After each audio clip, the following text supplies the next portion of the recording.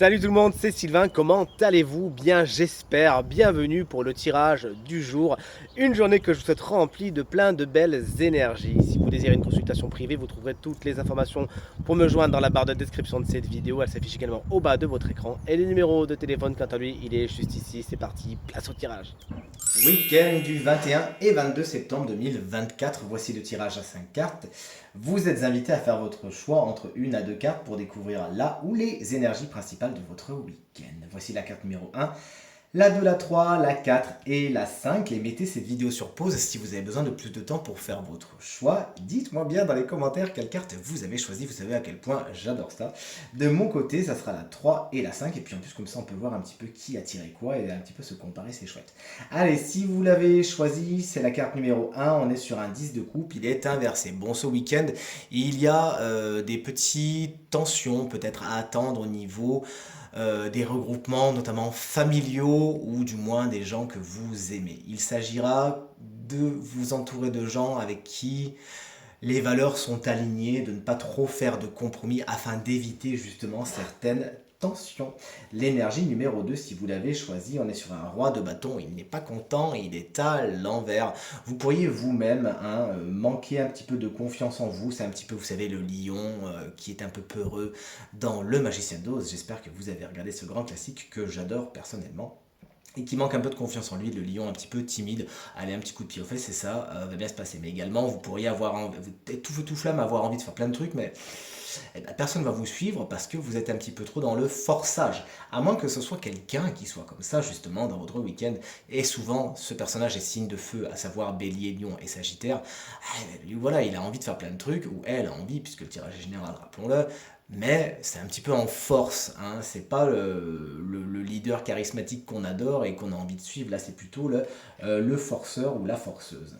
Voici l'énergie numéro 3. Si vous l'avez choisi, on est sur une reine de coupe, elle est inversée. Décidément, on est sur des cartes très inversées en ce moment.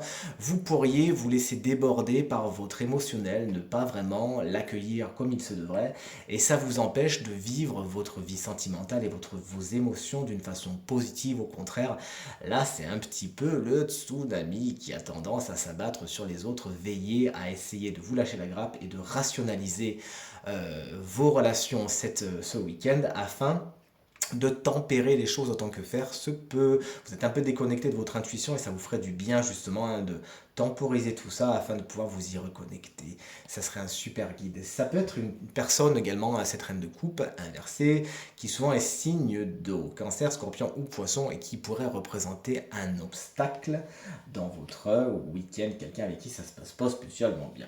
La carte numéro 4, bizarrement elle est à l'envers. On est sur, à mon avis, des énergies qui vont être pas mal à l'envers. On est sur un 4, justement un 4 d'épée inversé. Il faut vous reposer, hein, de deux choses l'une. Soit vous vous reposez trop, et c'est-à-dire qu'on est dans la fainéantise, il se passe pas grand-chose, on est dans l'oisiveté, etc., etc. Bon, le conseil, vous l'aurez compris, ça serait de vous bouger un petit peu.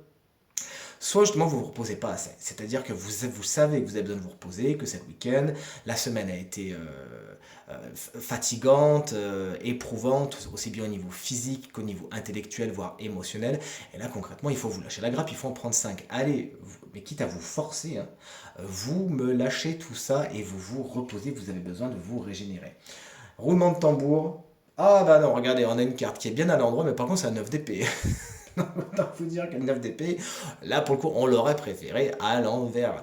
Le 9 d'épée à l'endroit, si vous l'avez choisi, il y a des angoisses, des choses qui vous stressent, qui vous inquiètent. Ça peut jouer sur votre sommeil justement, hein. Vous faites un petit peu des nœuds au cerveau. On n'est pas sur un 8 d'épée où vraiment c'est des prisons mentales, plus de la charge mentale qu'autre chose. Là on est sur vraiment des choses qui vous turlupinent, elles existent pour de vrai, hein.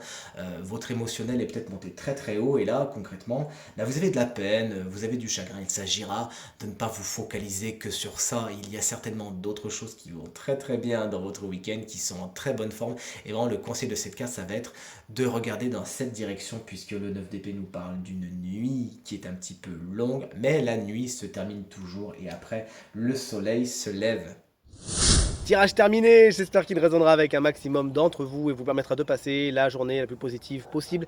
C'est tout ce que je vous souhaite du fond du cœur. Merci infiniment pour vos encouragements, vos partages et vos commentaires qui me touchent énormément. Je vous embrasse très très fort et je vous dis à demain. Salut!